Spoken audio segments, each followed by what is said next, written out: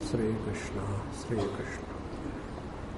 गुरुर्ब्रह्मा गुरुर्विष्णुः गुरुर्देवो महेश्वरः गुरुः साक्षात् परं ब्रह्म तस्मै श्री गुरवे नमः। तस्मै श्री गुरवे नमः। The highest illusion is the illusion of wisdom, and this illusion of wisdom comes up.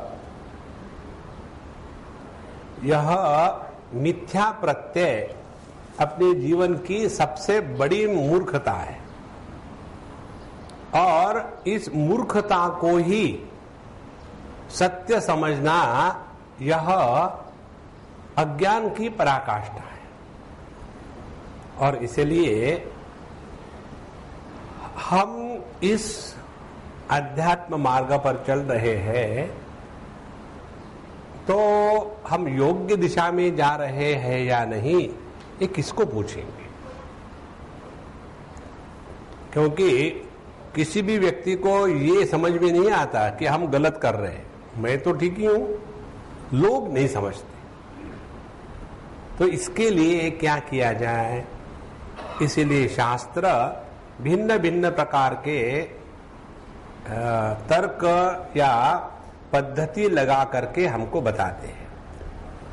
जैसे यहाँ यह हेमांगद राजपुत्र और ब्रह्म राक्षस, इनके वार्तालाप के माध्यम से तत्व का प्रतिपादन हो रहा।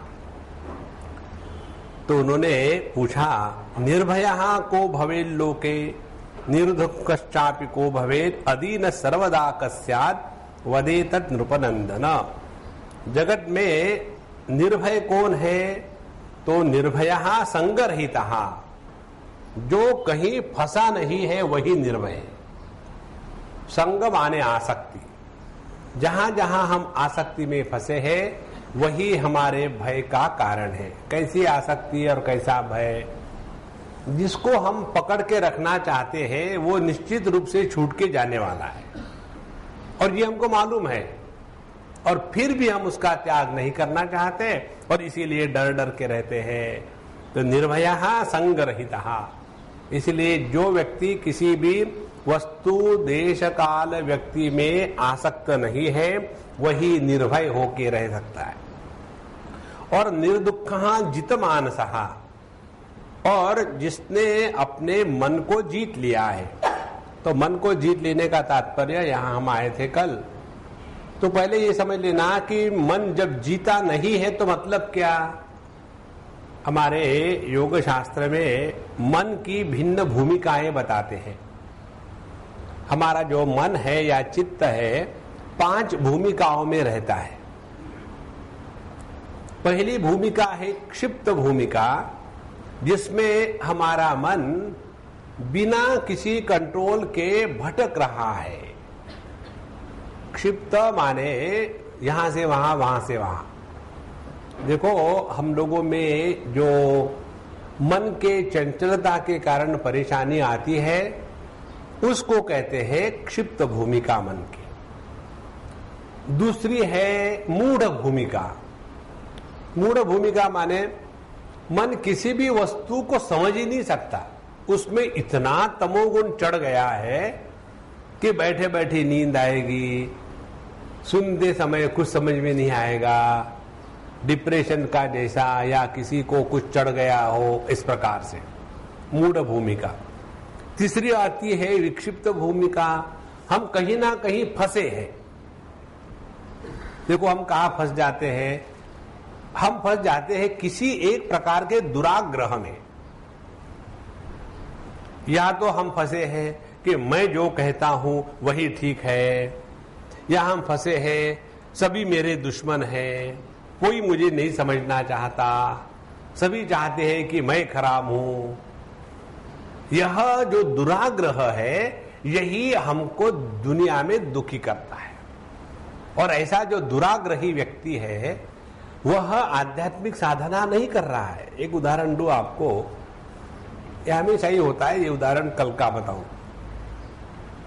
हम वहां थे अपने दक्षिण मुंबई में, 7 दिन तक योग सूत्र पर हमारे विचार रहे और अंतिम दिन हमने बताया जब हो गया लेक्चर कि भाई देखो, आप बंबई के लोग हो, लाइन मारने में उस्ताद हो, तो लाइन में आना प्रसाद लेने के लिए।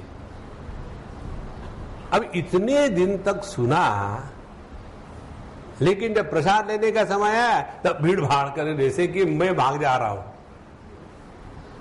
अब देखो, इतनी सीधी सी बात कि भैया, और ऐसे नहीं कि कोई बच्चे स्कूल के, लेकिन ऐसी भीड़। अब जो व्यक्ति इतने सादे वाक्य को सुन करके अपने पर लागू नहीं कर सकता, वो इसको क्या लागू करेगा कि मैं सच्चिदानंद परब्रह्म परमात्मा हूं। आप होंगे देखो, इसका कारण क्या है? दुराग्रह। हमको अपने जीवन में सबसे बड़ी परेशानी है दुराग्रह की, और इस दुराग्रह के कारण हमारा मन नियंत्रण में नहीं आता।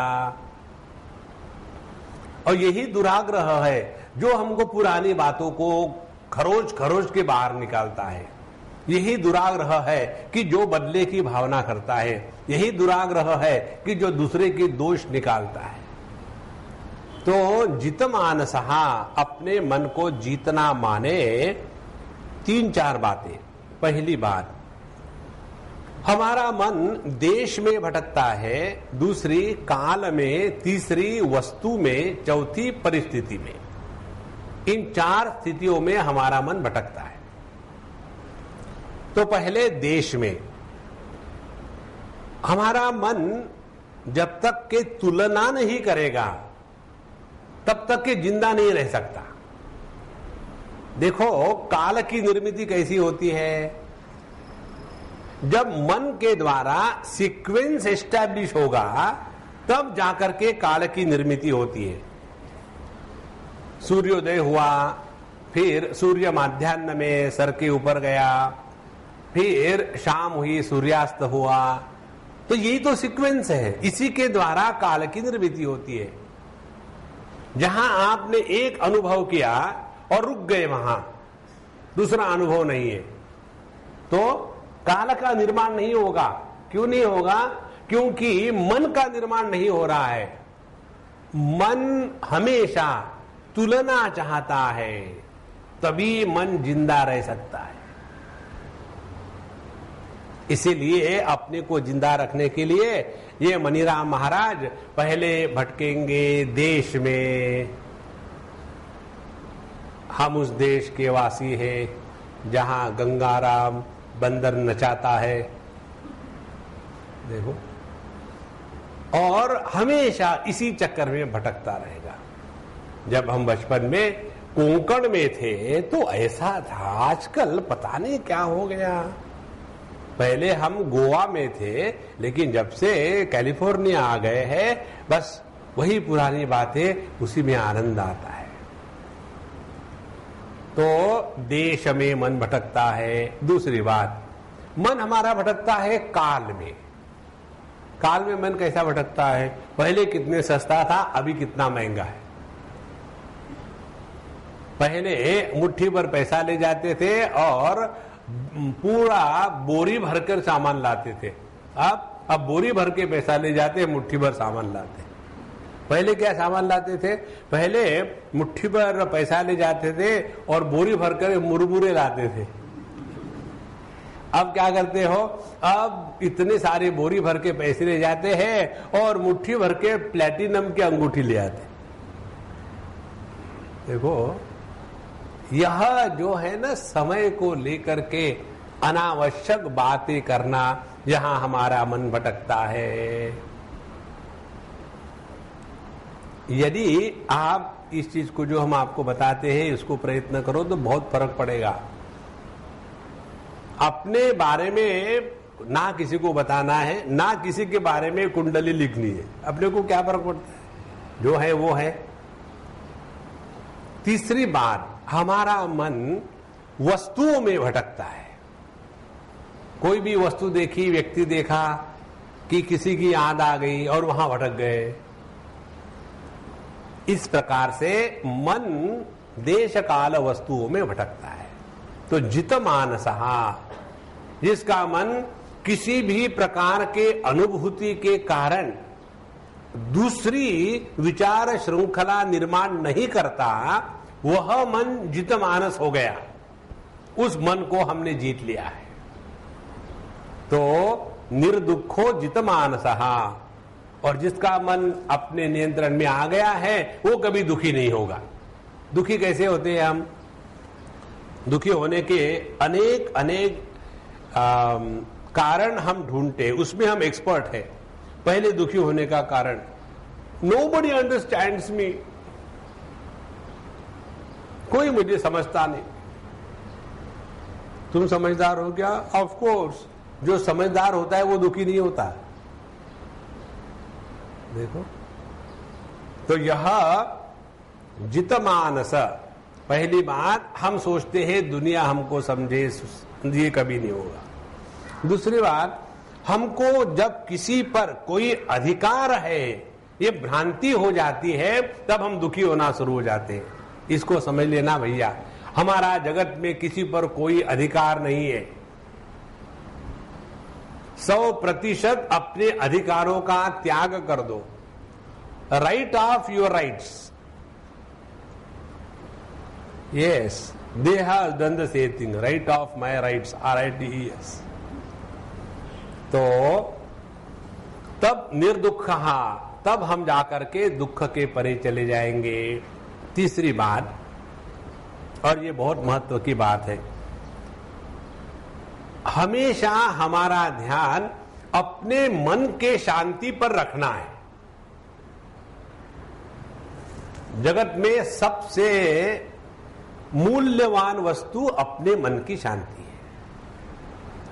ये जिस दिन दिमाग में घुसेगा ना, उस दिन से आपका मन जीत लिया आपने।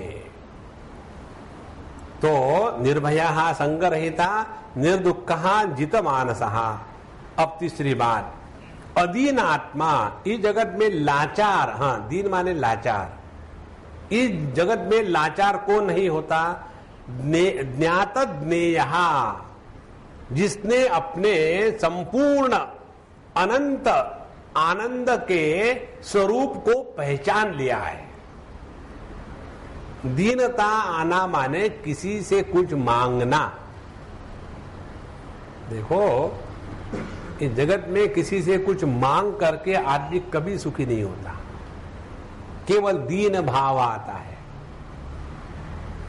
एक सज्जन है, अच्छे हैं, और वो हमेशा ऐसे स्वामी जी हम तो वैसे ऐसे हैं। एक दिन मैं उन पर बरस पड़ा। हमने कहा, प्रभु आपको भगवान ने सब कुछ दिया है, आप ऐसे दीन होकर के क्यों रहते हो? नम्रता एक अलग बात होती है और दीन होकर के रहना दूसरी बात होती है। मनुष्य में नम्रता होना यह सौंदर्य है, और दीन भाव होना यह प्रभु का अपमान है। कारण क्या है? यही ज्ञात ज्ञेयहा नहीं। जब हमको पता है कि हम सच्चिदानंद स्वरूप है, हमें किसी चीज की कमी नहीं है, तो दीनता कब आती है? जब हम ध्यान ले जाते हैं जो वस्तु हमारे पास नहीं है उसके तरफ, जो है उसको नहीं देखेंगे। हमने आपको उदाहरण बताया था ना, हमको गाना नहीं आता था, अभी भी नहीं आता, घबराना मत। मुझे दो लोगों से बहुत डर लगता है, एक तो जिनको गाना आता है और दूसरे जो कविता लिखते हैं। एक सज्जन थे, हम कठोपनिषद पढ़ा रहे थे, बहुत पुरानी बात है, और वो आकर के पंजाबी थे, आकर के बैठ के सुनते थे। सुनने के बाद मॉर्निंग का लेक्चर हो गया, लंच के पहले उनकी कविता है तैयार। अरे राम राम। तो पहले दिन उसने कविता बनाई तो मैंने बोला अच्छा, बहुत अच्छा बनाया। आपको अच्छा लगा? हाँ अच्छा लगा, बस गलती मेरी हो गई। एक के बाद एक के बाद एक, बिल्कुल पूरे के पूरे उन्होंने जो शुरू कर दिया। अच्छा लिखो, अपने में रखो ना, नहीं सबको बताना है। फिर स्वामी जी आप यदि परमिशन दे तो मैं सबको आपकी प्रवचन मेरी कविता के रूप में सुनाऊंगा। तो मैंने ठीक है आज सुना दो। एक दिन उनको कहा सुना दूंगा, फिर दूसरे दिन स्वामी जी कल के जैसे आज बता दूं? तो मैंने कहा हाँ बता दो। और जैसा उन्होंने शुरू किया धीरे धीरे, स्वामी जी एक्सक्यूज मी, अब ये ऐसी उंगली है कि जिसके द्वारा भगवान कृष्ण ने पहाड़ को उठाया था, तो आदमी को उठ के जाने में क्या फर्क पड़ेगा, उठा के चला गया। ये उंगली का बहुत बड़ा महत्व है, भूलना मत। एक एक एक खसकने लग गया और मैं वहां एकमेवा द्वितीय, मुझे कहीं जाने का चक्कर ही नहीं। तो जो हमारे पास नहीं है उसको क्या याद रखना, नहीं है नहीं है, जो है उसको देखो ना। तो हमको जब गाना गुरा नहीं आता था तो मन में बड़ा खटकता था कि क्यों नहीं हमको आता। एक दिन क्लिक हो गया, नहीं आता तो नहीं आता। ये लोगों का दुर्भाग्य है कि हम नहीं गाते। देखो अपने को दीन मत कर लेना है, बहुत भयानक पाप है ये। तो ज्ञात ज्ञेयः त्वदीनात्मा। और एक महत्व की बात समझ लो जो हमने हमारे स्वामी जी से सीखी। उन्होंने हमको एक बार कहा कि देखो हम जब लायक हो जाते हैं ना तो प्रभु हमसे काम करवाता है। देखो ये बहुत महत्व की बात है। जैसे समझो कुछ ऑर्गेनाइज करना हो तो यहां तो हम किसको पकड़ेंगे, हमारे सुरेश जी को पकड़ेंगे, क्योंकि हमें मालूम है कि वह यह इस कार्य के लिए लायक है। जो व्यक्ति ऐसे कार्य के लिए लायक नहीं होगा उसको हम बताएंगे तो वो मेरा सर खाएगा और कंफ्यूज कर देगा सब चीज को। तो जैसे हम अपने जीवन में कोई कार्य यदि करना हो तो पहले लायक व्यक्ति को देखते हैं। एक बार मुझे कुछ काम करवाना था, कंप्यूटर का कुछ सीखना था, तो मैं एक दो को पूछ रहा था कि भाई तुम ये प्रोग्राम सीख लो काम हो जाएगा। तो एक ने सजेशन दिया, स्वामी जी अमुक अमुक व्यक्ति है वो फ्री है और वो आपका काम करना भी चाहते हैं, तो उनको मैं बताऊं? हमने कहा खबरदार। क्यों? हमने कहा कि क्यों का कोई चक्कर नहीं। मनुष्य जब तक के किसी में कार्य करने की क्षमता है इसको स्वयं स्वीकार नहीं करता तब तक उसको काम नहीं दे सकता। ये जब मनुष्य की बात हो गई तो भगवान की बात क्या होगी? जब तक के हम स्वयं लायक ना बने तब तक के हमारे पास कोई काम नहीं आता। इसीलिए यहां ज्ञात ज्ञेयत्वदीनात्मा, अदीनात्मा, अपने स्वरूप को पहचानने के बाद जगत में और कुछ चीज की जरूरत नहीं। ना हमको किसी के सामने कुछ प्रूव करना है, ना हमको कोई जस्टिफिकेशन देना है, ना जीवन में कोई ऐसी बात है कि जिसको हम करके ही रहेंगे। ये जब तक के जिद बनी है ना तब तक के आदमी दीन बना रहता है। तो ज्ञात ज्ञेयः त्वदीनात्मा शृणुत्वं ब्रह्म राक्षस। तो कहने का तात्पर्य क्या है? जो ब्रह्म राक्षस है वो दीन है। ब्रह्म राक्षस का अर्थ कर हमको बताया था ना, पढ़े लिखे बेवकूफों को ब्रह्म राक्षस कहते हैं। ब्रह्म राक्षस उसको कहते हैं प्रवचन के समय ब्रह्म, बाद में ब्रह्म। प्रवचन के समय माने बोलते समय और सुनते समय भी। अच्छा अच्छा अच्छा, हमने सोचा कि केवल बोलते समय बोल रहे हैं आप। हाँ, सुनते समय भी। एक बार एक सज्जन ने मुझे पूछा कि स्वामी जी सत्संग में लोगों को आनंद क्यों आता है? हमने कहा वही एक स्थान है उनको बताया जाता है कि तुम ब्रह्म हो, बाकी तो गाली मिलती है।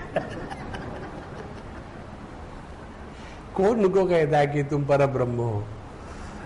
अच्छा महाराज, दुर्लक्षः स्यात् को हि लोके विदेहो दृश्यते च कहा निष्क्रियश्च क्रिया का स्यात् वदेतत् नृपनंदन। हे नृपनंदन, हे राजकुमार, बताओ कि इस लोक में किसकी पहचान बहुत कठिन है, कौन है वो? और जो विदेही होकर भी दिखाई देता है ऐसा कौन है? और जिसकी क्रियाएं निष्क्रिय है ऐसा कौन है? 3 प्रश्न पूछे। तो इसके उत्तर में बताते हैं, जीवन मुक्तो ही दुर्लक्षः विदेहो देहवान अपि तत्क्रिया निश्रेयस्योक्ता शृणुत्वम ब्रह्म राक्षस। जीवन मुक्तो ही दुर्लक्षः, जीवन मुक्त का अर्थ समझ लेना। जीवन मुक्त हम लोगों ने इसी ग्रंथ में, इसी अध्याय में 3 ज्ञानी के स्तर देखे हैं। पहला है मंद ज्ञानी, जो केवल शब्द पांडित्य में फंसा हुआ है। दूसरे है मध्यम ज्ञानी, जो देहात्म भाव का त्याग करके जगत में व्यवहार के लिए लायक नहीं होते। लेकिन इसका अर्थ ये नहीं है कि उनमें किसी प्रकार की कमी है, वो बहुत बड़े संत है, नो डाउट अबाउट इट। जितने भी बड़े बड़े विदेही लोग हैं पागल के जैसे रहेंगे, उनको ना दुनिया का लेना है ना देना है, कहीं भी खाएंगे, कुछ भी बैठेंगे, कुछ भी करेंगे। वो जो विदेहत्व है, देहात्म भाव से ऊपर उठ करके जीना, यह द्वितीय ज्ञानी की स्थिति है, मध्य ज्ञानी। और जो तृतीय उत्तम ज्ञानी है, वह भी विदेहात्म वृत्ति से ही रहता है, उसको भी देहात्म भाव का अभाव है। लेकिन उसकी विशेषता क्या है? वो इस देह में रहते हुए स्वयं को देह से भिन्न स्वीकार करके देह पर नियंत्रण करके जी रहा है, और इसीलिए वह जगत में व्यवहार कुशल होता है। देखो, तो ऐसे जो व्यक्ति है जीवन मुक्त, ये सर्वसाधारण व्यक्ति के जैसे दिखते हैं। बच्चों में बच्चे जैसे, बड़ों में खूसट के जैसे, जवानों में कोका कोला के जैसे। लेकिन उनकी अपनी नींव जो है वो कभी नहीं हिलती। और ऐसे जो जीवन मुक्त पुरुष है, उनको पहचानना बड़ा कठिन है। देखो, एक बार हम गए थे शिमला में किसी सिंधी के यहाँ। मैं पिछले जन्म में सिंधी था, इसलिए इस जन्म में सिंधी मेरे चारों तरफ है। पहले के रिश्तेदार हो गए और कौन होगा। तो उनके यहाँ खाने के लिए गए, शाम का समय 7 साढ़े 7 बजे होंगे, और घर में जैसे गए एकदम सन्नाटा। पहले ही शिमला, ठंडक, और घर में एकदम सन्नाटा। तो हमने सोचा कोई तो गड़बड़ जरूर है घर में। तो वो जो अम्मा गई किचन में, और हम वहां खड़े खड़े टीवी को छेड़ने लगे। टीवी शुरू कर दिया, और उस दिन कोई चित्रहार नाम का प्रोग्राम होता है, मुझे मालूम नहीं, और सिनेमा के गाने शुरू कर दिए और देख रहे थे हम। जैसे हमने वो देखना शुरू कर दिया, जैसे बिल में से चूहे आते हैं ना देखने के लिए, उस प्रकार से दरवाजे से, खिड़की से बच्चे आना शुरू हो गए। आप टीवी देखते हैं? हाँ। क्यों? आपको कुछ होता नहीं? मैंने अभी तक तो नहीं हुआ। और फिर आओ बैठो देखते पिक्चर। और फिर वो जो गाने चल रहे थे, तो हमने कहा भाई ये मधुबाला है ना? स्वामी जी आपको कुछ नहीं आता, ये माधुरी दीक्षित है, मधुबाला नहीं है। हाँ, मुझे लगा मधुबाला है। और फिर ये गाना मोहम्मद रफी गा रहा। बोले नहीं, ये लता मंगेशकर का है, आपको यही नहीं समझता आदमी के और इसके आवाज ना। अच्छा। और फिर सब खुले हो गए, हम सब बैठ के खाना खुना खाए और उसकी जो दादी माँ थी उन्होंने हमको खाना खिलाने के बाद नमस्कार करके हम निकल रहे थे। तो वो बच्चा कहते, स्वामी जी देखो हम लोगों ने टीवी देखा, आपने देखा, हमने खाया, आपने खाया, हम टेबल पे बैठे, आप टेबल पे बैठे, लेकिन दादी माँ आपको नमस्कार कर रही, मुझे नहीं कर रही। तो ऐसा क्यों? हमने उसको पूछो, मैंने थोड़ी कहा कि मुझे नमस्कार करो। तो हमने बोला दादी माँ बताओ, आपके पौत्र पूछ रहे हैं ऐसा क्यों? तो उन्होंने कहा कि देखो जब स्वामी जी खाना खाते हैं तब खाना खाते हैं, जब पिक्चर देखते हैं तब पिक्चर देखते हैं, जब सोते हैं तब सोते हैं, जब बोलते हैं तब बोलते हैं, जब सुनते हैं तब सुनते हैं। तुम ऐसा करते हो क्या? तुम खाना खाने बैठोगे और पुस्तक पढ़ाई उस समय होगी तुम्हारी, और जब सुनने के लिए बैठोगे तो सुनना छोड़ करके सब करोगे। उस समय में चिंतन चलेगा, वहां जाना है, यहाँ जाना है, ये करना है, वो करना है। और जब कोई जोक हो जाता है तो अगले को क्या हो गया भाई, ऐसा है बाद में। देखो यही है सहजता जीवन की। हमको कोई एबनॉर्मल नहीं बनना है। ये जिनको समझ में नहीं आता ना, वो अपने जीवन को बर्बाद कर लेते हैं। देखो आध्यात्मिक जीवन का अर्थ हमको एबनॉर्मल बन करके नहीं रहना है। और ये एबनॉर्मलिटी क्यों आती है? कपड़े पहने पहने, नहीं पहने नहीं पहने, कुछ भी खा लिया, ये इसलिए आती है कि हमने प्रकृति को इतना महात्म्य दे के रखा है कि प्रकृति के नियंत्रण को ही जीवन की सर्वोच्च उपलब्धि समझ ली है।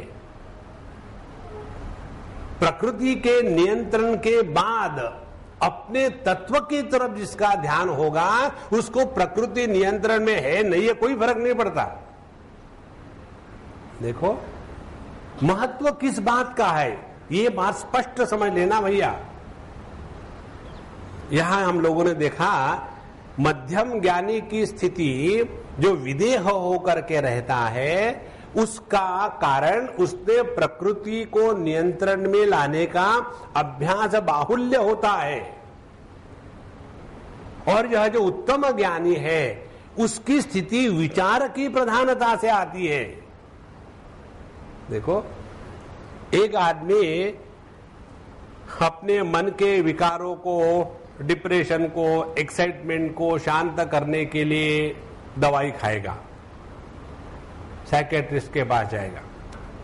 दूसरा व्यक्ति इसी समस्या को लेकर के महात्मा के पास जाएगा और महात्मा से 10 मिनट बात करके अपने मन को शांत कर लेगा। रिजल्ट दोनों का एक ही है, लेकिन एक ने दारू दवाई करके मन को शांत किया और दूसरे ने समझदारी के साथ शांत किया।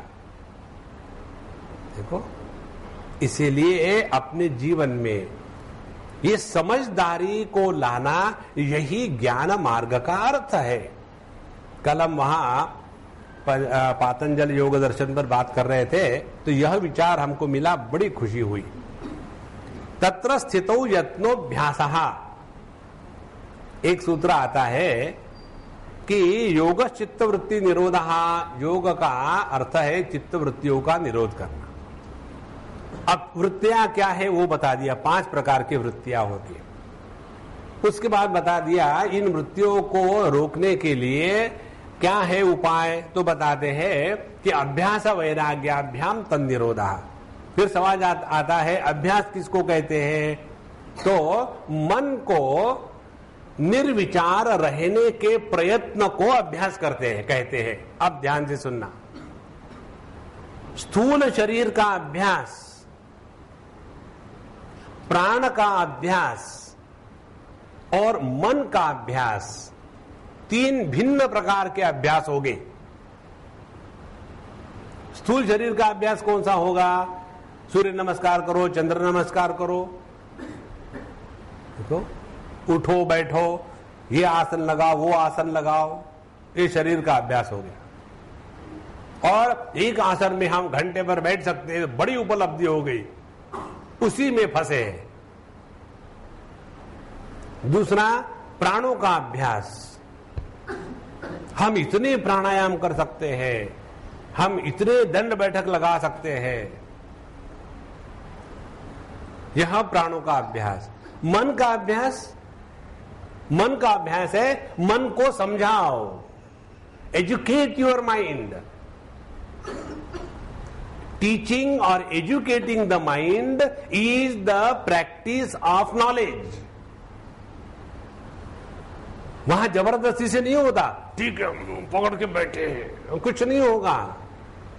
मन को पकड़ना माने ऐसे ही है, एक थाली में से मर्क्यूरी को, पारा को निकालने के लिए हाथ से उठा के दूसरे में डालने का प्रयत्न करना, करो कितना भी, कुछ नहीं होगा।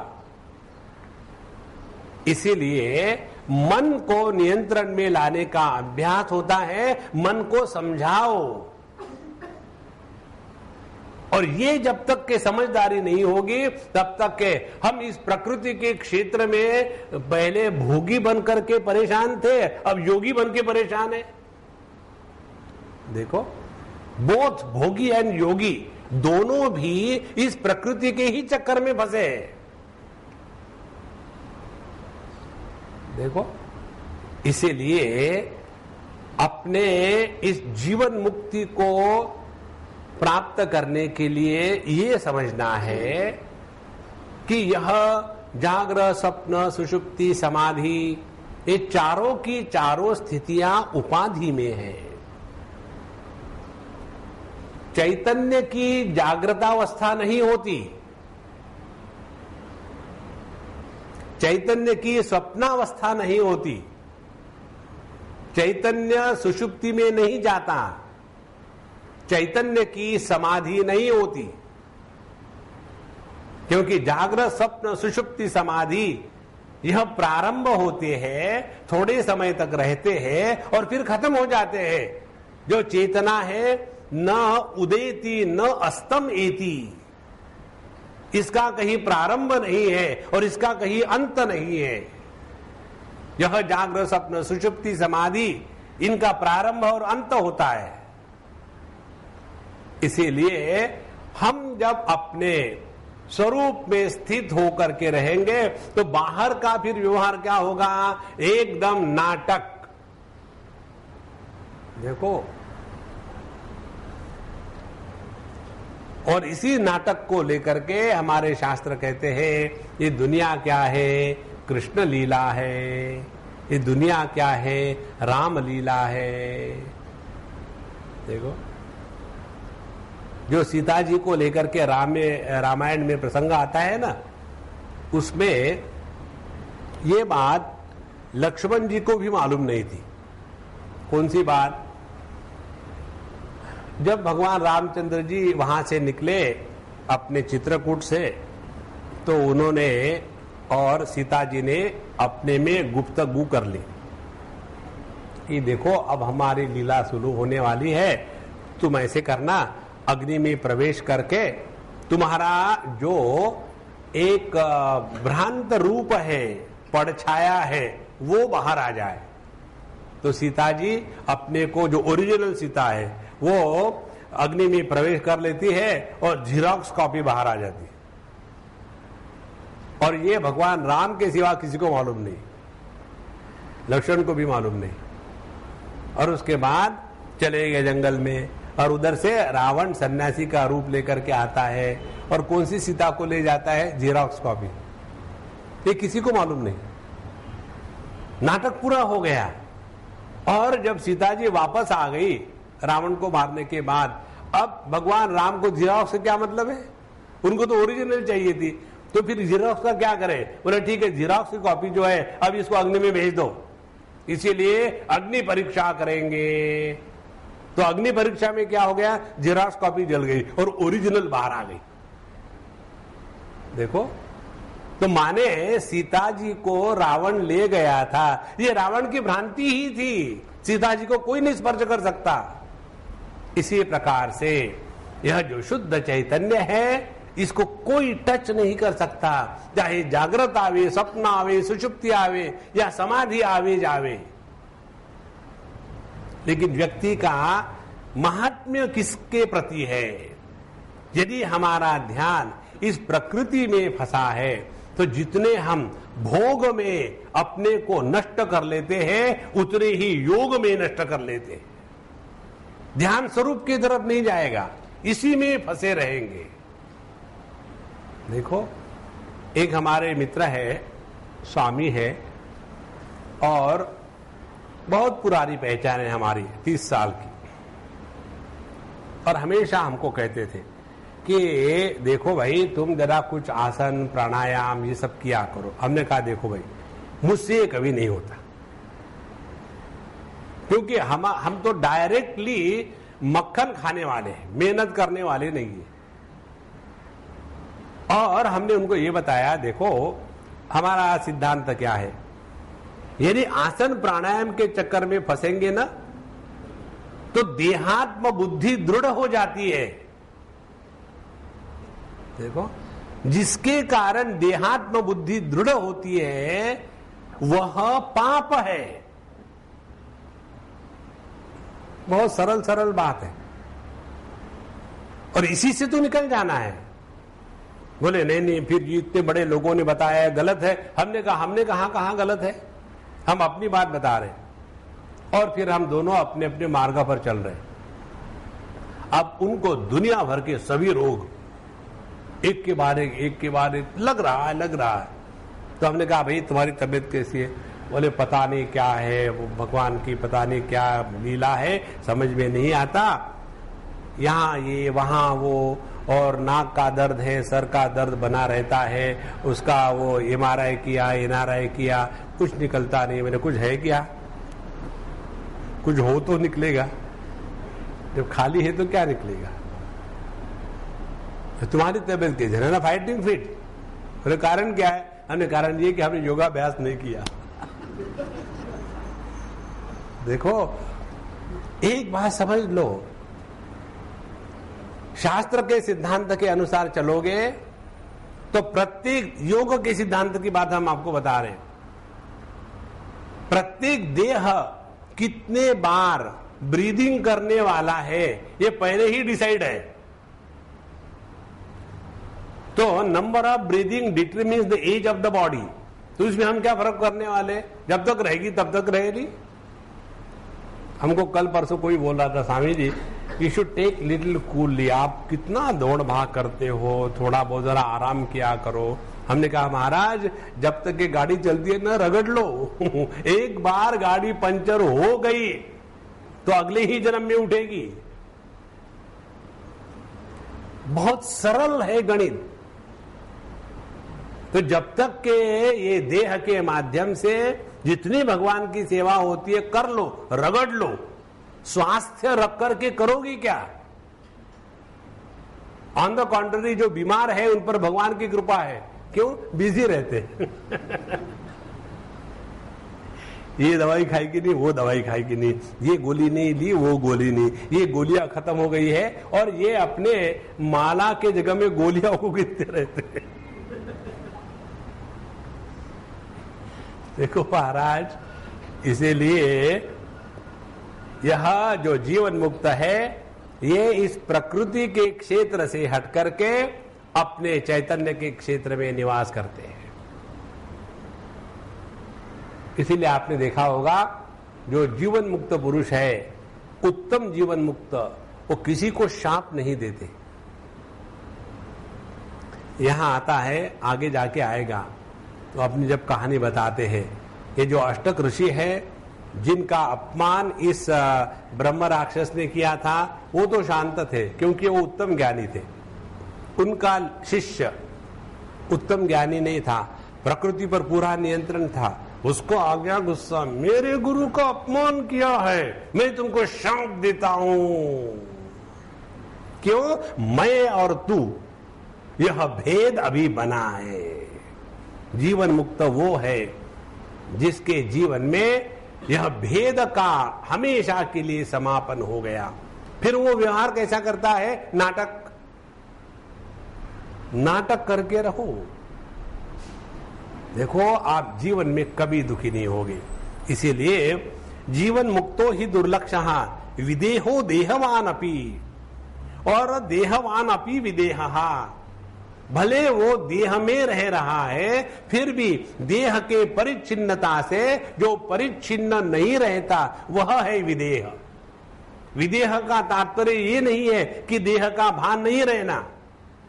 देह का भान नहीं रहना उसके लिए नींद में चले जाओ, विदेही हो गए। देखो, नींद के जैसे रहना ये कोई बड़ी उपलब्धि नहीं है। इसीलिए यह जो उत्तम ज्ञानी है, जिसने समझदारी से अपने स्वरूप को पहचान लिया है, देखो आप अपने आप पूरे प्रकृति के विकृति के परे चले जाओगे। जीवन से दुराग्रह समाप्त हो जाएगा। विजानन विद्वान भवते नातिवादी, तत्व को पहचानने वाला दुराग्रही नहीं होता। उसको जगत में कुछ प्रूव नहीं करना है।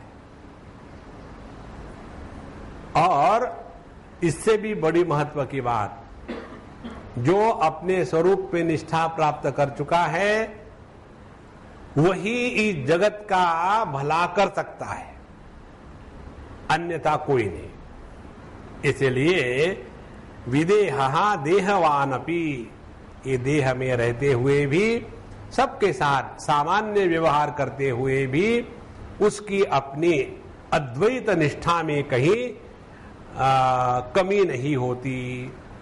बृहदारण्यक उपनिषद कहती है न तस्य प्राणा उत्क्रामंती, उसके प्राणों का उत्क्रमण नहीं होता। आप देखेंगे योग इत्यादि में इस बात का बड़ा महत्व है कि फिर उनके प्राण ऊपर से निकल गए, फिर वो ज्योति निकल गई और फिर ब्रह्मलोक चली गई। क्यों? कि मैं परिच्छिन्न हूं, मैं जीव हूं। इसीलिए एक देह का त्याग करके उसके दूसरे देह में जाना, और जिसमें अत्रैव ब्रह्म समश्नुते, जिसने इसी देह में रहते हुए अपने अनंत स्वरूप को पहचान लिया है, उसके फिर प्राण निकल नहीं जाते। देखो, इसीलिए हमारे साथ जो लोग मेडिटेशन करते हैं उनको पता है, हम कभी भी कुंभक का उनको नहीं बताते। कुंभक के द्वारा आदमी जिद्दी बनता है। अंदर में हवा खींच ली, पूरक हो गया, और फिर अंदर में हवा रोक ली, इसको कहते हैं पूरक कुंभक। और फिर बाहर हवा छोड़ दी, छोड़ने के पश्चात फिर रेचक कुंभक, फिर वहां पकड़ लिया। तो हो क्या रहा है? जिद्द बढ़ रही है। जिद्दी होना ये साधना नहीं है। बहुत महत्व की बात है।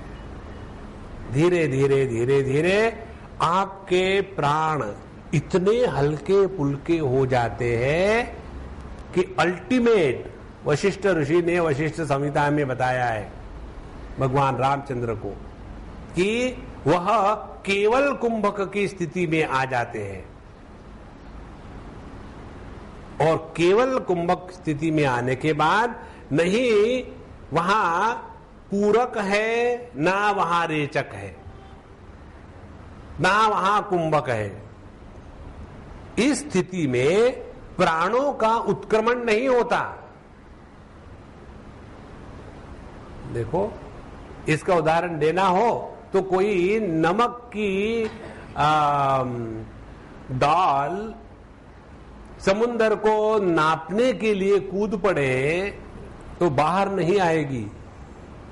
इसी प्रकार से जब प्राण विलीन हो जाते हैं, जीव अपने स्वरूप में समाप्त हो जाता है।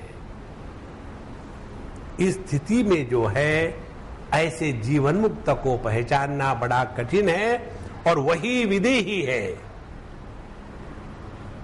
इसके बारे में पंचदशीकार बताते हैं कि ऐसे जो उत्तम ज्ञानी है, फिर चाहे उनका देह बड़े पवित्र स्थल पर मंदिर में पड़े या गटर में पड़े,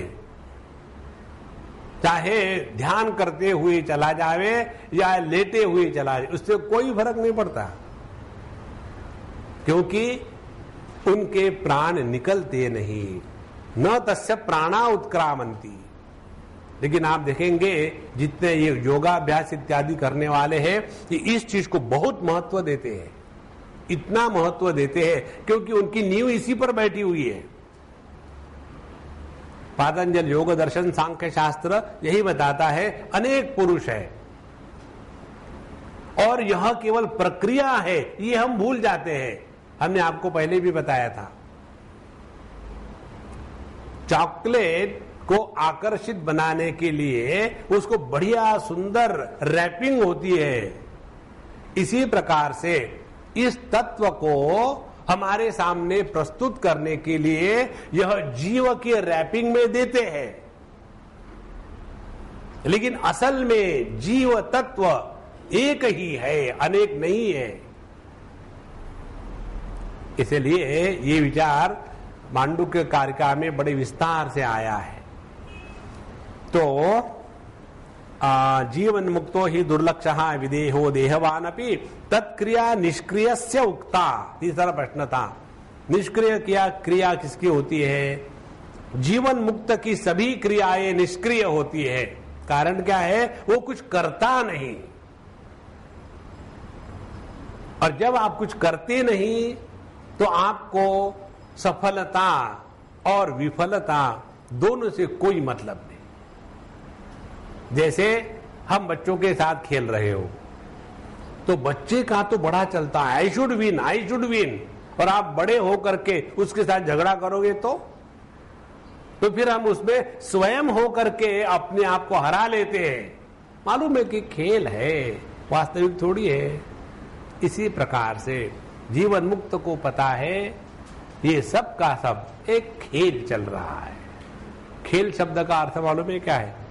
ख माने आकाश, खे माने आकाश में, सप्तमी विभक्ति, अधिकरणे सप्तमी। हाँ जी, अब ग्रामर शुरू मत करना, ठीक है। एक बार मैं कहीं था और बता रहा था लेक्चर के बाद, एक सज्जन कहते हैं, स्वामी जी आप जब ग्रामर सिखाना शुरू करते हो ना तो ऐसे लगता है कि फिर क्लास में आ गए। सत्संग में काहे को ग्रामर चाहिए, वहां तो मर है। अच्छा, तो खेल का तात्पर्य ख माने आकाश, खे माने आकाश में, ल माने लय होना। माने क्या? जिसका कोई नतीजा नहीं निकलता उसको खेल कहते हैं। तो जब हम नाटक करते हैं जिसको कोई नतीजा थोड़ी निकलता है, टाइम पास और कुछ नहीं। लेकिन लोग ये आध्यात्मिक साधना के द्वारा कुछ प्राप्त करना चाहते हैं, समाज की सेवा करना चाहते हैं, लोगों का भला करना चाहते हैं, और भूल गए अरे हम खेल रहे थे। खेल खेल में सिनेमा देखा था क्या? देखो खेल खेल में कितनी परेशानी खड़ी हो गई। इसीलिए जीवन मुक्त की जो क्रियाएं है निष्क्रियस्य उक्ता, उसमें किसी प्रकार की उत्पत्ति नहीं होती, इसलिए वो निष्क्रिय क्रिया कही जाती है। किमस्ति किम नास्ति लोके को अत्यंता संभवी भवेत् एतावदुक्ता नृपते मोचय द्रुतमग्रजम। और आखिरी प्रश्न बताओ, ये यदि बताओगे तो हे राजकुमार मैं तुम्हारे भाई को तुरंत छोड़ दूंगा। कौन से प्रश्न है? 3। किम अस्ति किम नास्ति लोके, इस जगत में क्या है और क्या नहीं है, और कहा अत्यंत असंभवी भवेद, और एकदम असंभव क्या है, ये बताओ। 3 बातें, क्या है, क्या नहीं है और क्या असंभव है। तो इसके उत्तर में बताते हैं, दृगस्ति नास्ति वै दृश्यम व्यवहारो ह्यसंभवी। 3 बातें। दृग अस्ति, जो इस जगत को प्रकाशित करने वाला शुद्ध चैतन्य है वो है, और दृश्य जो इस प्रकाशक पर अवलंबित है वो नहीं है। कारण क्या है? यह जो सबका प्रकाशक है इसका कभी अभाव नहीं होता, और यह जो दृश्य है यह हमेशा टिकता नहीं। अब देखो अपने ही देह की तरफ, देह को लेकर के हम इतनी साधना करते हैं। ये क्या वही देह है जो देह बचपन में था? लेकिन ऐसे लगता है कि मैं तो वही हूं। पता नहीं लोगों को क्या हो गया, जब मैं बच्चा था ना तो सभी उठा करके एकदम गोदी में लेकर के बड़ा जबरदस्त किस करते थे, स्वीटी, और अब लात मारते हैं हो। पता नहीं लोगों को क्या हो गया। लोगों को कुछ नहीं हुआ। जो देह प्रेम करने योग्य था अब वो घृणास्पद है और कुछ नहीं है। लेकिन मुझे तो नहीं लगता, आपको नहीं लगेगा, क्योंकि आप जो है वो अपरिवर्तनशील अखंड एक शुद्ध चैतन्य मात्र हो। अब क्या हो गया? खिचड़ी, असंभव। तो मैं जो अखंड एकमात्र अपरिवर्तनीय हूं वह मैं देह हूं, इस भ्रांति के कारण संसार शुरू हो जाता है। इसीलिए क्या है? तो यह शुद्ध चैतन्य मात्र है, और दृश्य ये कभी था नहीं ना कभी रहेगा। यदि इसको समझ लो तो आपको कोई साधना करने की आवश्यकता नहीं। दो प्रकार की नित्यता बताते हैं शास्त्रों में। एक को कहते हैं परिणामी नित्य और दूसरा है कूटस्थ नित्य। परिणामी नित्य प्रकृति होती है और कूटस्थ नित्य शुद्ध चैतन्य होता है। कैसे? गंगा जी बह रही है तो कितने सालों से बह रही है, लेकिन है वही गंगा जी, तो उसमें नित्य परिणाम हो रहा है। यमुना जी बह रही है, वो जो परिणाम है वह नित्य है, लेकिन हम कहेंगे ये वही यमुना जी है जहां भगवान कृष्ण ने कालिया को यहां से भगाया था। अब उस यमुना जी को जाके देखो। हमने जब बचपन में मथुरा में वृंदावन में गए थे, मथुरा में विशेष करके, तो उस समय यमुना जी का पात्र जहां वो घाट बने हुए हैं वहां था और बड़ा गहरा पानी था, और हमको बताया था जापानी में मत ज्यादा जाना, वहां कछुए हैं खींच के खा जाते। और अब जाकर के देखो तो वो जो घाट बने हुए हैं वहां से यमुना जी का जो पात्र है मीलों आगे चला गया है। तो वहां देखने के बाद ऐसे लगता है कि कैसे लोग बेवकूफ थे। नदी का घाट नदी से 2 किलोमीटर दूर बांध के रखा है, उस समय वही था वो नदी का। तो यह प्रकृति में जो नित्यता है वो परिणामी नित्य है। माने प्रकृति में परिणाम और विकृति होना स्वाभाविक है, और जो शुद्ध चैतन्य है वह कूटस्थ नित्य है। अब क्या हो गया? यह कूटस्थ, कूटस्थ माने कूटवत स्थित, कूट माने एनविल, एनविल माने आयरन। जिस आयरन पर लोहार बड़ा जोर जोर से मार करके लोहे को आकार देता है उसको आयरन कहते हैं, एनविल। तो कूटवत स्थित, जो सभी आकारों को परिवर्तनों को आधार देता है लेकिन स्वयं जो परिवर्तित नहीं होता वह कूटस्थ नित्य।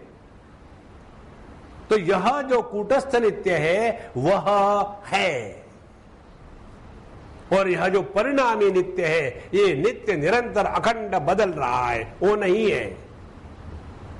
इसीलिए ये बताओ कि किमस्ति किम नास्ति लोके। अब देखो इन दोनों के तरफ हमारा ध्यान ठीक से जावे। एक तो ध्यान इस पर जावे कि हमें अपने जन्म का, अपने बढ़ने का और अपने बूढ़े होने का कभी अनुभव आया क्या? कभी नहीं आया। और देह का जन्म हुआ, देह बढ़ा, उसमें विकार हुए, ये भी हमको मालूम है। अब इन दोनों में मैं कौन हूं?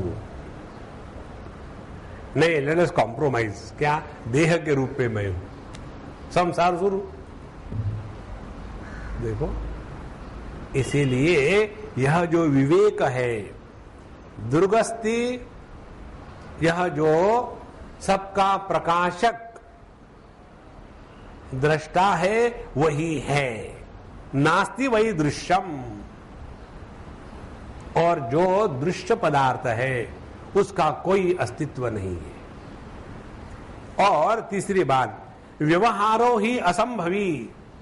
और इसीलिए दृष्टा दृश्य, इसमें कोई भी व्यवहार नहीं हो सकता। ध्यान से सुनना। आपने डट के खाना खाया, खाना खाने के बाद एकदम सो गए। सोने के बाद आपने सपना देखा कि आप कहीं एक अनजान देश में पहुंच चुके हो और वहां जाकर के भूख से पीड़ित हो गए हो और वो भूख के कारण परेशान हो, और कहीं एक अमीर आदमी फ्री में पूरी और सब्जी बांट रहा था और आप वहां पहुंच गए। बड़े मुश्किल से आपका नंबर आया और नंबर आने के बाद जैसे आपने हाथ में रोटी ली, उतने में कहीं से एक कुत्ता आया, उसने झपक के रोटी को पकड़ा और भागा, और आप उसके पीछे भाग रहे भूख से परेशान होके, और कहीं पत्थर से टकरे, गिर गए और आपकी नींद खुल गई। और नींद खुलने के बाद लगता है गैस ज्यादा हो गई, इसी के कारण सपना आया था।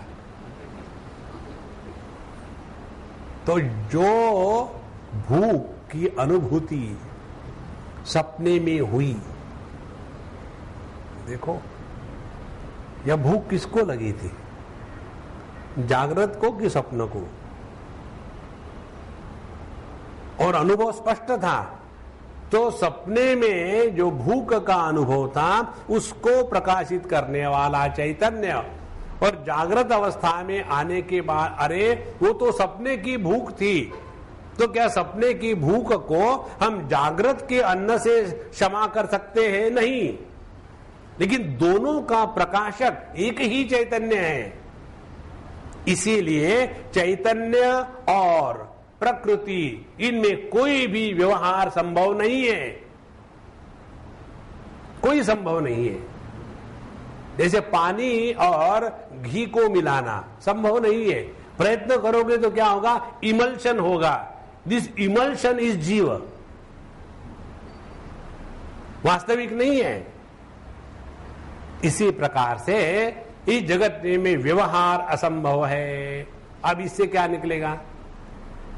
व्यवहार असंभव है, इसीलिए व्यवहार में कुशलता क्या होगी? जब व्यवहार असंभव है तो पहला व्यवहार, किसी को सिखाना नहीं। ये एक हम लोगों को रोग लग जाता है, किसी को सिखाना। तो पत्नी पति को सिखाएगी, पत्नी बच्चों को सिखाएगी, बच्चे माँ बाप को सिखाएंगे, गुरु महाराज शिष्यों को सिखाएंगे, शिष्य गुरु महाराज को सिखाएंगे, और अल्टीमेटली ये कंडीशन आती है कोई किसी को कुछ नहीं सिखा सकता, क्योंकि व्यवहार संभव नहीं है। कैवल्य उपनिषद में आता है, अधि ही भगवो ब्रह्म विद्या वरिष्ठाम, हे भगवान हमको ब्रह्म विद्या सिखाओ। गुरु महाराज कहते हैं श्रद्धा भक्ति ध्यान योगा दवई ही, आप सीख लो, हम नहीं सिखाएंगे, क्योंकि यह व्यवहार असंभव है। इसीलिए तीन बातों को स्पष्ट समझ लेना। शुद्ध चैतन्य वास्तविक है, यह जो दृश्य जगत है इसका कोई अस्तित्व नहीं। तीसरा, इसीलिए चैतन्य और दृश्य, इसमें कोई व्यवहार संभव नहीं है। तो फिर व्यवहार है क्या? नाटक। देखो, अपने महाराष्ट्र में कर्नाटक के आ गए ना गवर्नर महाराज, तो नाटक करो, उसमें कोई तथ्य नहीं है। और इसी को लेकर के एक बार मुझे किसी ने पूछा था कि स्वामी जी आप इतने सालों से लेक्चर देते हो, लोग बदलते नहीं, तो आपको दुख नहीं होता? हमने कहा देखो, एक बार मुझे दुख हुआ। बोले कैसे? मुझे लगता था कि मैं लोगों को ब्लफ मार के बेवकूफ बना रहा हूं, लेकिन एक दिन पता चला कि वो मुझे बेवकूफ बना रहे, कोई नहीं सुनता। मुझे लगता था कि लोग सुन रहे हैं, और जिस दिन समझ में आया मैं बेवकूफ बन गया, मजा आ गया। इस जगत में कोई व्यवहार संभव नहीं है, इसलिए व्यवहार के चक्कर में मत फंसो मिस्टर व्यवहारे। तो दृगस्ति नास्ति वै दृश्यम व्यवहारो ह्य संभवी उक्तमे तद ब्रह्म रक्षो मुंचम मद भ्रातरम धृतम। इसीलिए हे ब्रह्म राक्षस, मैंने आपके सभी प्रश्नों का उत्तर दे दिया है, अब आप मुझे मुमोच ब्रह्म राक्षस मुंच मद भ्रातरम धृतम, अब मेरे भाई को तुरंत छोड़ दो। तो श्रुत्वै तद अथ संतुष्टः मुमोचो ब्रह्म राक्षसः रुक्मांगदम ततः पश्चात अभवत ब्राह्मणो ही सहा। अब यहाँ अब शुरू हो गई जादू। क्या? ऐसा सुनने के बाद वह ब्रह्म राक्षस एकदम संतुष्ट हो गया और उसने रुक्मांगद, उस राजपुत्र को जिसको पकड़ के खाने वाला था, उसको छोड़ दिया। जैसे उसको छोड़ दिया तो यह ब्रह्म राक्षस उसी क्षण एक ब्राह्मण के रूप में अभिव्यक्त हो गया, उसका राक्षसत्व खत्म हो गया और वह ब्राह्मण हो गया। देखो, अब राक्षस की कल्पना हमारे दिमाग में क्या है? हाँ, और ब्राह्मण की कल्पना क्या है? अब वो एकदम ब्राह्मण हो। देखो, राक्षस कहते हैं एजुकेटेड इलिटरेट को, और ब्राह्मण कहते हैं जो शांत प्रसन्न पवित्र हर समय अपने में समाहित रहते, उसको ब्राह्मण कहते हैं। तो राक्षस और ब्राह्मण, इनको उनके मेकअप से मत पहचानना। ये तो ये जो चित्र निकालने वाले होते हैं ना, उनकी देन है। देखो, भगवान श्री कृष्ण ने अर्जुन को 11वें अध्याय में विश्वरूप दर्शन बताया। अब इस विश्वरूप दर्शन को लेकर के गीता प्रेस से लेकर के इस्कॉन तक के देखो कितने चित्र है। तो सभी के सभी चित्र क्या है? अपने अपनी कल्पना की सैर है। देखो, ऐसे बताते हैं वह विराट पुरुष वो है कि सूर्य चंद्रमा जिसकी आंखें हैं, माने एक तेज है और एक पतला है। देखो, सहस्त्र शीर्षा पुरुषः सहस्त्राक्ष सहस्त्रपाद। इसका मतलब है इसके 1000 सर है, 1000 सर पर तो 2000 आंखें होने चाहिए। नहीं, सहस्त्र शीर्षा पुरुषः सहस्त्राक्ष, 1000 ही आंखें। कोई बात नहीं, पेंटर ने फटाफट शुरू कर दिया, 1000 लाइन में सर बना दिए और हरे को एक एक आंख लगा दी। जैसे गणपति को बनाते हैं ना, वैसे विश्व रूप को कागज पर ठोक दिया, और वही बचपन से देखते हैं। और फिर लगता है विश्व रूप अर्जुन कैसा देखता होगा, क्या देखता होगा? अरे भैया, ऐसा नहीं होता। राक्षस माने जो पढ़ा लिखा होकर के दुखी होता है वो। आप तो हमारी बात कर रहे हैं। यदि आप दुखी हो तो, यदि आप दुखी नहीं हो तो आप ब्राह्मण हो। देखो, इसीलिए यह ब्रह्म राक्षस एकदम तेजस्विनम तपोमूर्तिम दृष्ट्वा ब्राह्मण रूपिणम पप्रच्छद राजसुतौ को भवानिति शंकितौ अथ प्राह ब्राह्मणाग्रह संवृत्तम वै यथा तथम अहम पुरा ब्राह्मणस्तु मगद्वेषो अभिश्विश्रुतः।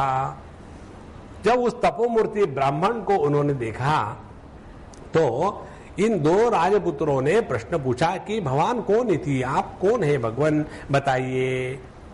और उन्होंने ब्राह्मणाग्रह, उस श्रेष्ठ ब्राह्मण ने कहा अपना कि देखो पहले मैं मगध देश में, माने बिहार में, ये बात ही बिहार में ही हो सकती, मैं मगध देश में एक ब्राह्मण था और वसुमान मेरा नाम था और मैं सभी शास्त्रों में विशारद था, व्याख्यातः सर्वशास्त्र विशारदः और समासो निर्जिता भूया मया विद्याभिमानिना, और मेरे द्वारा जो मैं अत्यंत अपने विद्या के अभिमान से गर्वित था, मैंने सभी सभाओं में बड़े बड़े विद्वानों को जीत लिया था और विद्वांसा शतचः विप्राः ततोऽन्यो अत्यंत सुगर्वितः, और ऐसे हजारों विद्वानों को मैंने जब जीत लिया तो मुझ में बड़ा ही गर्व आया।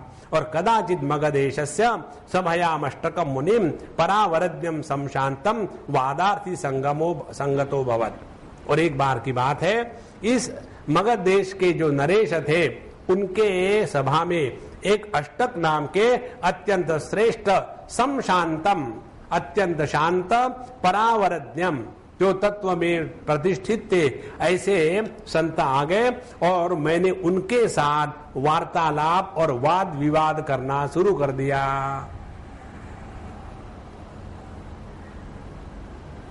शास्त्रों का अध्ययन किसी को नीचा दिखाने के लिए नहीं होता। देखो, एक ध्यान से सुनना बात, जब हमारे अंतःकरण में किसी भी प्रकार की कंपटीशन रहेगी ना, तो हम आध्यात्मिक साधक नहीं है। किसी प्रकार की कोई कंपटीशन नहीं। क्या हमारी आंखें कानों से कॉम्पिटिट करेगी? क्या हमारे कान रस्सम से कॉम्पिटिट करेंगे कि चलो ये जब युवा को हमेशा रस्सम मिलता है, हमको कभी नहीं मिलता, ठीक है डाल लो? नहीं, there cannot be any spirit of competition in this world. There will be only an experience of joyful existence. इसीलिए यह मैं अत्यंत सुगर्वित, मैं बहुत ही बड़ा गर्वित हो गया। और फिर शुष्क तर्केण तर्कैक निपुणः आत्मविद्या विचारणे, और मैंने तर्क शास्त्र का अध्ययन करके अत्यंत शुष्क तर्कों में फंस गया और शुष्क तर्कों के द्वारा मैं किसी भी सिद्धांत को काट सकता था। देखो, एक जगह में प्रसंग आता है, एक किस पुराण में, अब हमको याद नहीं किस पुराण में आता है, उसमें ऐसे ऐसे तर्क दिए हैं कि जिसके द्वारा पढ़ने वाले के मन में भ्रांति आ जाती है कि यह जो उपनिषदों में इत्यादि में बताया है वो ठीक है कि गलत है। इतने सॉलिड तर्क है। तो मैं तर्क शास्त्र में निपुण था और आत्मविद्या विचारणे, तो ऐसा आत्मविद्या और तर्क को लेकर के ततो मया स अक्षिप्तः केवलम तर्क युक्ति भी समाधान वचस्तस्य बौभागम सुब्रह्मितम दूषयित्वा तर्क जालैहि अधिक्षेप परो अभवम। तुम उनके जो उत्तर थे, उन्होंने जो प्रतिपादन किया था वह समाधान युक्त था, उसमें कोई गलती नहीं थी। फिर भी मैंने केवल तर्क युक्ति भी ही आक्षिप्त, फिर भी मैंने अनेक प्रकार के तर्क युक्ति इसी को लेकर के एक के बाद एक आक्षेप करना शुरू कर दिए। और दूषयित्वा तर्क जाले ही अधिक्षेप परो अभवम, और ऐसे अनेक तर्क उल्टे सीधे जब शुरू कर दिए तब अधिक्षिप्तोपि बहुधा मया राजसभागतः शांत तुष्टिम बभूवाथ शिष्यः तस्य महात्मनः काश्यपो माम क्रोधवशात् शापः नृप संसदी। और जब मैंने इस प्रकार से उस सभा में उनका बड़ा अपमान किया, फिर भी वो अत्यंत शांत रहे और किसी भी प्रकार से वो विक्षेपित नहीं हुए। लेकिन उनका जो शिष्य था काश्यप नाम का, वो बड़ा गुस्सा कर गया और काश्यपो माम क्रोधवशात् सशाप नृप संसदी, उन्होंने उस राज्य सभा में मुझे शाप दे दिया। आचारम में अधिक्षिपसी त्वमस्थाने द्विजाधम यतः त्वम चिरम कालम ब्रह्मरक्षो भविष्यसि। तुमने मेरे आचार्य का, गुरु का सबके सामने तर्क के साथ रह करके निरादर किया है, इसीलिए हे शास्त्र में पंडित, तुम हमेशा के लिए अब ब्रह्म राक्षस बन जाओ। तो उन्होंने मुझे शाप दे दिया। शप्त एवमहं भीतः अत्यंतम तदा मुनिम वेपमानः प्रणश्यामो चाष्टकम शरणम गतः। जब मुझे ऐसा शाप मिला तो मैं एकदम कांपने लग गया कि अब तो मेरा सत्यानाश हो गया। तो मैं अत्यंत कांपता हुआ उस अष्टक मुनि के चरणों में जाके गिरा और मैंने प्रणाम करके उनसे कहा, मयि सोथ दयान चक्रे विरोधिन्यपि शांतदीहि शापंस्यांत दधौ मह्यम तन्मे निगदतः शृणु। तो जब ऐसे मैं उनके चरणों में गिरा तब भी वो शांत थे और उन्होंने मेरे इस शाप को कम करने के लिए उशाप दिया। अब देखो, यह जो अष्टक मुनि थे, इनकी स्थिति और उनका जो शिष्य था काश्यप, उसकी स्थिति, दोनों में फर्क क्या है? उनका जो शिष्य था अभी वो भेद बुद्धि में फंसा हुआ था, इसीलिए मैंने उनको अपमान करते हूं, मेरे को शाप देता हूं। प्रकृति को नियंत्रण में करने के बाद जो शक्तियां जागृत हो जाती है, उन शक्तियों को सहने के लिए बहुत बड़ी भगवान की कृपा रहती है, लगती है। नहीं तो ये सब शक्तियां जागृत कर ली और उसके बाद अपने आप को ऐसा समझ लिया कि हम किसी का भला कर सकते हैं, किसी का बुरा कर सकते हैं, किसी को शाप दे दिया, किसी को आशीर्वाद दे दिया, दोनों गलत है। भगवान के इस खेल में हमको खिलवाड़ नहीं करना है, लेकिन ये बात समझ में नहीं आती और हम भी महात्माओं के पास जाकर के यही करते हैं। कई जगह हम जाते हैं, विशेषतः ये पंजाब के लोगों में, महाराज आप हाथ देखते हैं क्या? नहीं नहीं, फिर क्या देखते हैं? किडनी।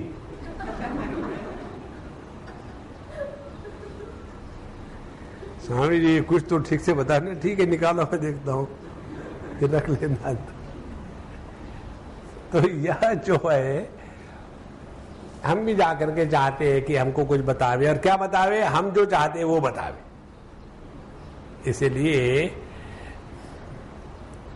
यह जो अष्टक मुनि थे अत्यंत शांत, फिर उन्होंने मुझे कहा, क्या?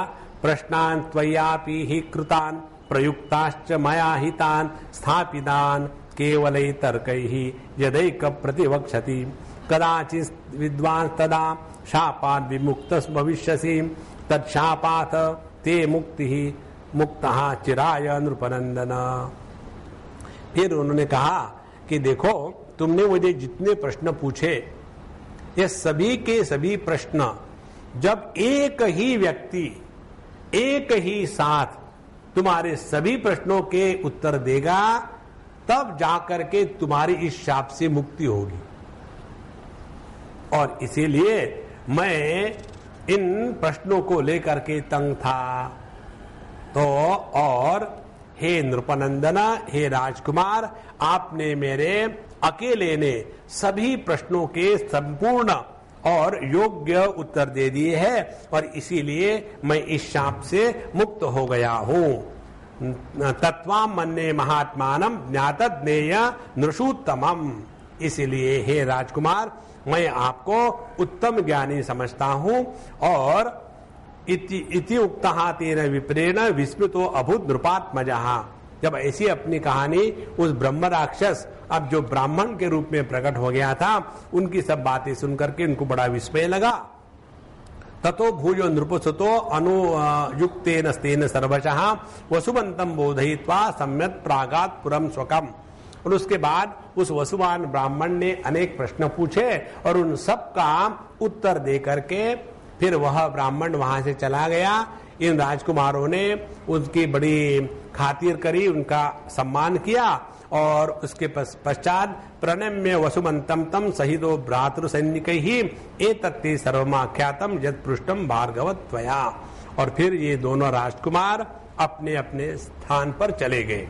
इस प्रकार से हे परशुराम जी, भगवान दत्तात्रेय कहते हैं कि तुमने मुझे जो जो पूछा था वो मैंने तुमको पूरा बता दिया। इसके बारे में हम आपको एक छोटा सा अनुभव बताते हैं, बंद करेंगे। एक बार अमेरिका की बात है, हमारे स्वामी जी वहां आने वाले थे, तो न्यूज़पेपर में एडवर्टाइजमेंट थी और एक किसी औरत ने हमको प्रश्न पूछा कि are you connected with this? मैंने बोला हाँ।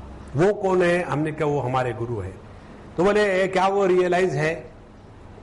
तो हमने कहा कि मैं उसका उत्तर देता हूं, पहले बताइए आप कौन है? बोले मैं अमुक अमुक हूं और इस लाइब्रेरी में लाइब्रेरियन हूं।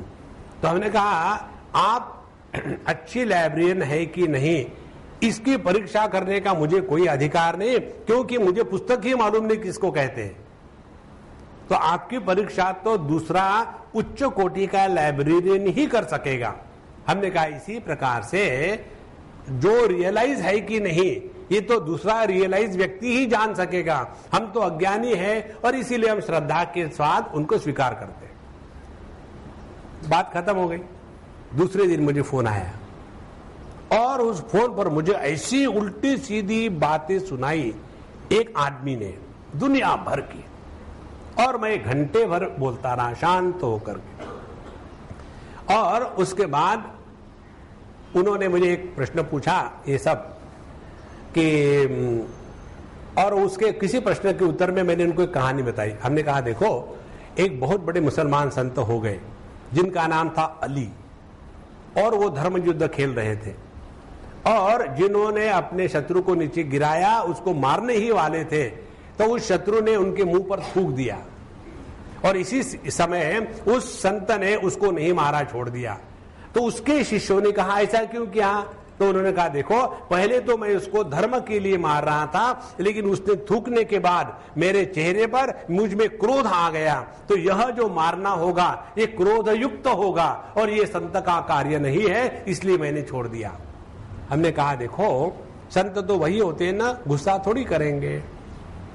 ये सब होने के पश्चात उन्होंने अपना परिचय बताया कि मैं अब्दुल करीम हूं और मैं यहाँ का एक अटर्नी हूं, और मुझे ऐसे ऐसे औरत ने हायर किया आपको सू करने के लिए, और पिछले 1 घंटे से मैं ट्राई कर रहा था आपको गुस्सा देने का, लेकिन आप गुस्सा नहीं किए, और इसीलिए अब वो आपको परेशान करती है, तो मैं आपकी केस फ्री लड़ूंगा।